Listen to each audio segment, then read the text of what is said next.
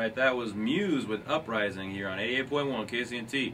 And we're back here in the studio. Waking up America. And so we want to try something a little bit different today. And, you know, I think that each of us picked a subject that was kind of interesting to us and we thought might apply to the format that we're throwing down here. And Clint, you're a little crunched for time because I know you have a class to get to. So yeah. Why don't you tell the people what you want to talk about? All right, I wanted to talk about government bailouts because it's just something I want to get off my chest because they're pulling this money out of nowhere because they're broke. I wanted to talk about 2008 in particular had quite a few bailouts. One big one, Fannie Mae and Freddie Mac was bailed out. AIG was bailed out, and the auto industry, especially General Motors, Ford, and Chrysler. Too big to fail, right? Too big to fail. Yeah. Citigroup and Bank of America and the Trouble Asset Relief Program, all of these in 2008, that's over $1 trillion that our government is giving to these businesses when we are running up a debt and we don't have this money. So the money's got to be coming from somewhere. Yeah. And I'm thinking it's got to be raising our taxes, you would think. Well, eventually it will get to the point where, I mean, we're the ones paying for it anyway, yeah. So. And also, I've read what they have to print the money to make up for some of this that they're paying too. That's called quantitative easing. Yeah. That's a fancy word for money production. Right. And right now I think we're in round 4 of QE. And it's been like every year or every other year they just decide to create more money out of thin air to help keep the value of the dollar down.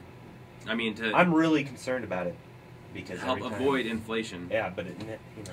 But the point is that in this capitalist society where you're supposed to be rewarded based on the merit of your work. Right. You know, now we're in a situation where your business can be so big it doesn't matter what corrupt practices you put into your business, how you screwed people over. If you have enough people dependent off of you, the government will let you get away with anything because you're too big to fail. We've all heard too big to fail. Yeah. Plus, when companies are that big, a lot of these companies own more than one business. The head honchos on this.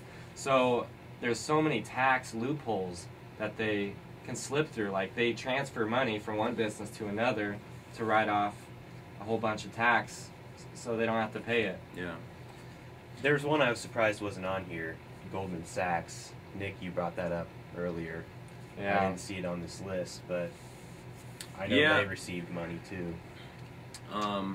I trying to look something up on it right here. In 2008, it looks like I don't know exactly how much they received from the bailout, but I know it says that they awarded $65 million in stocks to their 10 executives at Goldman Sachs. So $65 million of taxpayer money went to this company so that 10 guys could get an average of $6.5 million, basically bonuses for that year. Now, any other job, you think you deserve a bonus for driving your company into the ground to the point that you need the government to come and just give you free money? And what kind of idiot would really consider that free money? You know, his taxes are going to it too. You know, the coffers that are paying for the roads that his kids are going to have to drive to get to school. Obviously, making if you're an executive at Goldman Sachs, you're not sending your kids to public schools, but you're still taking the roads. You know, you're still paying for some public services. Oh, maybe they fly there. Yeah, probably with armed guards. Right. I just can't believe how hypocritical the government is. I mean, they talk fairness in the politicians when they're giving their speeches. It's all about fairness and wanting to do the best for us. And then bailing out big businesses and giving money to some of them. It's like with the IRS. Not to get off point a little bit, but say for example you owe money to the IRS. If you owe a whole lot, 50 grand, they'll negotiate with you. They'll take 10% of that.